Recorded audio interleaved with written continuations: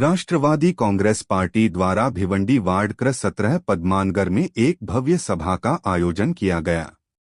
इस अवसर पर पार्टी के प्रदेश उपाध्यक्ष महेश शिंदे ने कार्यकर्ताओं को संबोधित करते हुए कहा कि पार्टी का मुख्य उद्देश्य भिवंडी का सर्वांगीण विकास है। प्रदेश सरचिटनीस अनिल पड़तारे और शहर अध्यक्ष प्रवीण पाटिल ने आगामी रणनीतियों पर चर्चा की। इस दौरान वार्ड क्रमांक 17 के पैनल की घोषणा की गई, जिसमें पुष्पा सुधाकर सोनावने, अरुणा लक्ष्मण बोम्माकंटी और कोंडी मल्लेशम राजेशम को चुनावी मैदान में उतारा गया है। सभा में भिवंडी पूर्व शहर अध्यक्ष श्रीकांत चेट्टीपेली, उपाध्यक्ष विनोद मेंगजी और नामदेव अहिरे सहित सैकड़ों की संख्या में स्थानीय नागरिक और कार्यकर्ता उपस्थित रहे। जनता के उत्साह को देखकर पैनल की जीत का भरोसा जताया गया।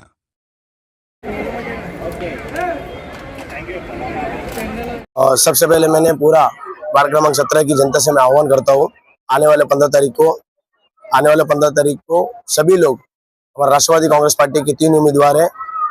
4 नंबर पे पुष्पा सुधाकर सोनावने, 3 नंबर पे अरुणा बोम्माकंटी और 1 नंबर पे कोंडी मल्लेशम। इनको जो स्थानिक उम्मीदवार को भारी मतों से वोट देके उनको आगे लेके जाने के लिए मैं सभी मतदार बहनों से विनती करता हूँ। आप जीतकर क्या होगा? सबसे बड़ा काम, सबसे पहले विकास के मुद्दे आते थे, तो विकास यहाँ पे विकास के नाम होता है, लेकिन विकास कब होता नहीं है। आप देखिएगा तो अगर पदनार में अगर पदनार क्षेत्र में एक बार अगर फेरा मारेंगे तो सब लोग आश्वासन देते हैं, लेकिन आश्वासन के साथ कुछ काम होता नहीं है। अगर आप बोलते हैं ना 52 रोड हमने किया है, 52 रोड किया है, लेकिन 52 रोड जिस तरीके से बनना चाहिए तो उस तरीके से नहीं बना है। अगर सीसी रोड जिस तरीके से बनना चाहिए, आप देखेंगे यहाँ पे आपको स्नेक के जैसे दिखता है। इसको सीसी रोड नहीं बोलता है, ये इसको है ना मैनेज रोड बोलता है। मैनेज, अगर कोई बंदा रहता है, कोई किसी से अगर व्यवहार रहता है तो लोग मैनेज करके वो रोड बनाया जाता है। हाँ, सबसे पहले मैं ये बोलना चाहता हूँ कि वार्ड क्रमांक 17 में हर बंदे के पास हर बंदे का यही क्वेश्चन है।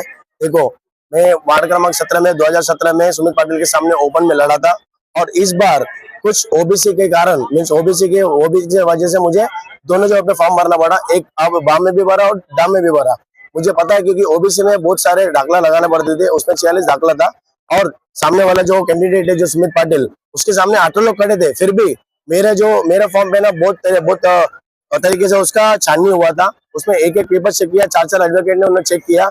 चेक करने के बाद क्योंकि ओबीसी में कुछ क्राइटेरिया ना बैठने के कारण उन लोगों ने मेरा फॉर्म बाहर किया, ना मेरा फॉर्म रिजेक्ट हुआ, ना मैं फॉर्म रिटर्न लिया। जनता से यही अपील करता हूँ कि जो पार्टी है सब समाज को लेके चलती है, सब समाज को अपने साथ रख के चलती है। मैं वही बोलता हूँ कि उनको ही वोट दीजिए। आज मैंने हर समाज को न्याय दिया है। ऐसा नहीं देखा गया कि राजनीतिक करो और अपनी कोई समाज को झंडे के लिए और डंडे के लिए वापरो, चद्दर उठाने को वापरो। ये काम मैंने नहीं किया है। मैंने हर समाज के लोगों को टिकट दिया है और उनको टिकट देके उनका मान सम्मान बढ़ाया है। मैंने उत्तर भारतीयों को 2 टिकट दिया है, गुजराती को दिया है, तेलुगु समाज को दिया है, ST/NT को दिया है। हर समाज को लेके चल रहा हूँ, और हर समाज सबका साथ सबका विकास होना चाहिए। इसके लिए खाली मैं एक ही बात करना चाहता हूँ कि पद्मशाली समाज में जो 3 टिकट दिया है, उन्होंने पद्मशाली समाज भिवंडी में निर्णायक भूमिका में रहता है, उत्तर भारतीय है, तो उन्होंने हर जगह पे जहाँ घड़ी का निशान है वहाँ घड़ी पे ही मोहर लगाए और हमारे सब कैंडिडेट को जिता के लाए। मैं यही नम्र विनती करता हूँ। जय हिंद, जय महाराष्ट्र। देखिए, ये राष्ट्रवादी कांग्रेस पार्टी की घड़ी की निशानी है। हम भिवंडी शहर में सब लोगों को मिलकर 25 कैंडिडेट हमने यहाँ पे दिए हैं। उनमें से ये 17 प्रभाग के 3 कैंडिडेट है, अरुणा जी, पुष्पा जी और कोंडी। तो इनको मैं लोगों से यही कहूंगा कि सदियों से किसी और को वोट देते आए हैं, एक बार हमारी घड़ी को भी वोट देकर देखिए। भिवंडी का नक्शा हम बदली कर देंगे। मैं भिवंडी में एक चक्कर मारा, पूरा एक मारने के बाद में मुझे लगा जब 2 देश के अंदर युद्ध होने के बाद में जब दूसरे दिन हम वहां पे जाते हैं, जो अवस्था होती है वही अवस्था आज भिवंडी की हुई है। देखो, यहाँ वहाँ कचरा पड़ा हुआ है, बुजुर्गों को चलने के लिए रास्ता नहीं है, रास्ते में 2-2, 3-3 फीट के खड्डे हैं, और यहाँ की जो नदी है, नदी को गटार बना दिया है, गिरे सुरे मकान है, लोगों को मजदूरी नहीं है, युवा लोग आज इधर उधर घूम रहे हैं। ये अवस्था क्यों हुई? तो गलत लोगों को चुनकर महानगर पालिका में भेजे गए हैं।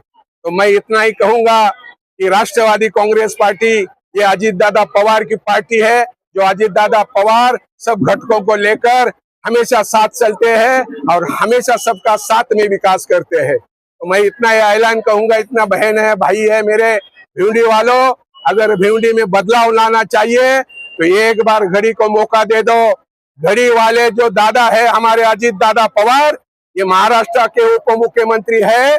उन्होंने उनकी बारामती तालुका जैसा भिवंडी जैसा ही था, उन्होंने एक मॉडल बना दिया है भारत में, वो बारामती का नाम है। अगर बारामती में जाओ तो ऐसा लगता है सिंगापुर में आया, कहाँ आया। लेकिन जब भी मैं भिवंडी में आया तो मुझे लगा कि अफ्रीका के कैलिफोर्निया में आया कि भिवंडी में आया। यहाँ के लोग क्या करते हैं, इतने लोगों को, इतने सब भिवंडी वालों को बना बना कर अपने कुर्सी पर बैठे हैं, लेकिन खुद के मंजिले पे मंजिल चढ़ गई। मेरे गरीब का मकान नहीं बनवा गया, मेरे गरीब को पानी नहीं मिल रहा है, मेरे गरीब का बेटा यहाँ पे बिना नौकरी का पड़ा हुआ है, मेरी 80 साल की बूढ़ी माँ यहाँ हमारी काम कर रही है, बहुत ज्यादा हो रही है। तो ये बंद होना चाहिए। इसके लिए सुबह 5 से 6 बजे उठकर ये महाराष्ट्र के लिए काम करने वाला, ये महाराष्ट्र में एक ही नेता है, उसका नाम है अजीत दादा पवार और उनकी निशानी है घड़ी। मैं सब बुजुर्गों को, युवकों को और भिवंडी वालों को इतना ही कहना चाहूंगा कि घड़ी को एक बार मौका दीजिए। 5 साल में भिवंडी बारामती जैसी नहीं करके दिखाऊंगा कि महेश शिंदे तुमको मुंह दिखाने वापिस नहीं आऊंगा। नहीं, बगावत हमें तो नहीं दिखती, बगावत है, बगावत से कुछ काम नहीं बनता है, दोस्ती से काम बनता है।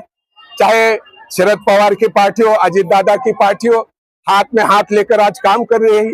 जातिवादियों को हमें नष्ट करना है, जो विकास नहीं करता उनको भगाना है, जो महानगर पालिका में बैठ के स्वार्थ देखते हैं, अपनी मंजिले को देखते हैं, ऑडी में घूमते हैं, एसी में बच के ओसी लेते हैं, उनको चुप करना है, उनको खिदार देना है और गरीब को सत्ता पर बैठकर डॉक्टर बाबा साहब आम्बेडकर का संविधान का भारत और भिवंडी निर्माण करना है। मैं इतना ही कहूंगा कि पहले इसमें घोटाला था ईवीएम में। अब क्या कर रहे हैं, पैसों के जोर पे, दमदाकी के जोर पे, दादागिरी के जोर पे जो कमजोर सीट है उनको चुप बिठाना और खुद का झंडा लहराने के लिए बिन विरोध हुआ बोलना।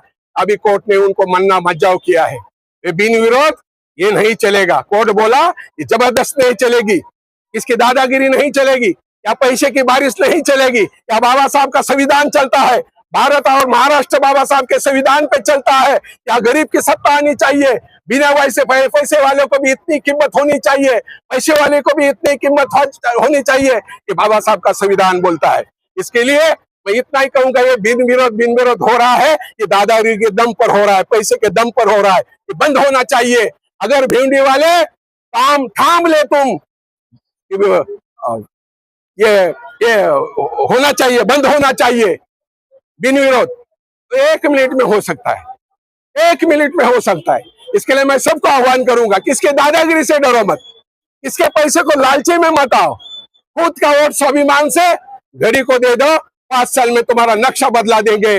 अगर नहीं बदला दिया तो ये जबान मेरी नहीं, ये जबान अजीत दादा की है, ये जबान घड़ी की है, ये टाइम घड़ी का है। दोस्तों, मेरे यारों और भाई बहनों,